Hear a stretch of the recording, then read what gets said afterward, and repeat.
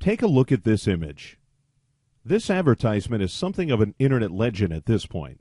Now, I'll go out on a limb here and say that Intel isn't actually racist, but just look at the image and try to imagine it in any other context.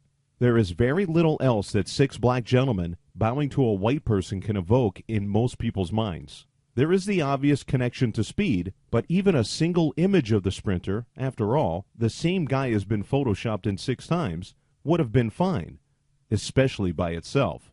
Instead, the obvious athleticism of the sprinters works against the picture because it's 6 very strong and muscular-looking men doing homage to one nerdy office type. The thing is, this should have been painfully obvious. It certainly was to consumers. The moment this thing was shown, the backlash was incredible. It actually prompted Intel to pull the ad and apologize for the obvious blunder. The public figured it out, the internet still laughs about it, and all in all, the whole thing raises the question of just what in the world happened. It's pretty clear that either Intel didn't do a focus group test, or that their focus group is just as insulated from the real world as the people who came up with the ad in general. Advertising isn't the only part of branding, of course, but this incident in particular brings up an issue that is important to all branding efforts. Specifically, it involves getting away from the idea of marketing and getting to know your market.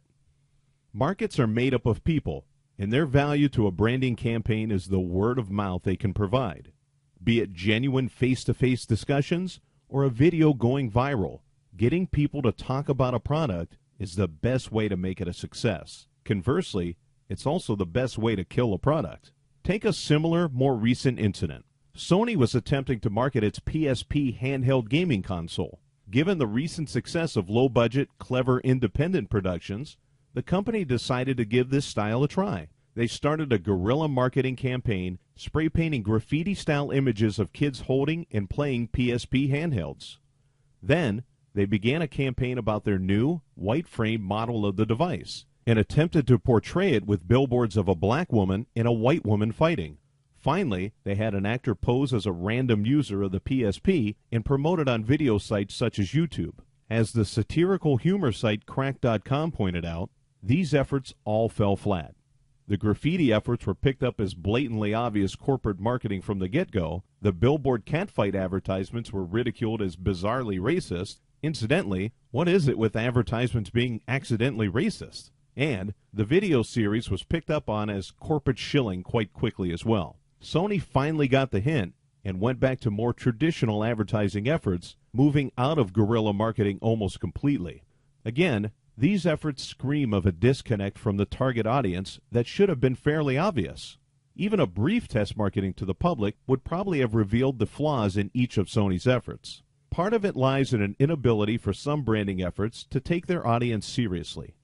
The market is made of people, not robots. You can't throw a switch and get a result. People have varied and subtle reactions to things, and if you make an idiot of yourself, they will notice. You have to give your market credit if you want to succeed.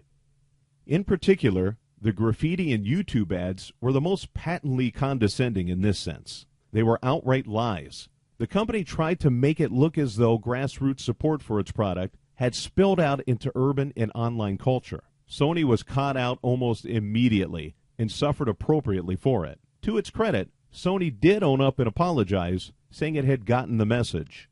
But the lesson definitely should be clear for everyone. The internet has made it much harder to lie to people. If you don't respect your market, they're not going to respect you. So, the take-home lessons are, 1. Don't skip the all-important step of marketing your product to a smaller test audience before you go public with it. Ask people their honest advice about things, preferably people outside your immediate market, as well as those you intend to market it to. A diversity of opinion can be a rewarding return. And 2, respect your market's intelligence and don't try to be more clever than they are. One company only has so many minds and cannot, in the end, outwit the omni-mind of the World Wide Web.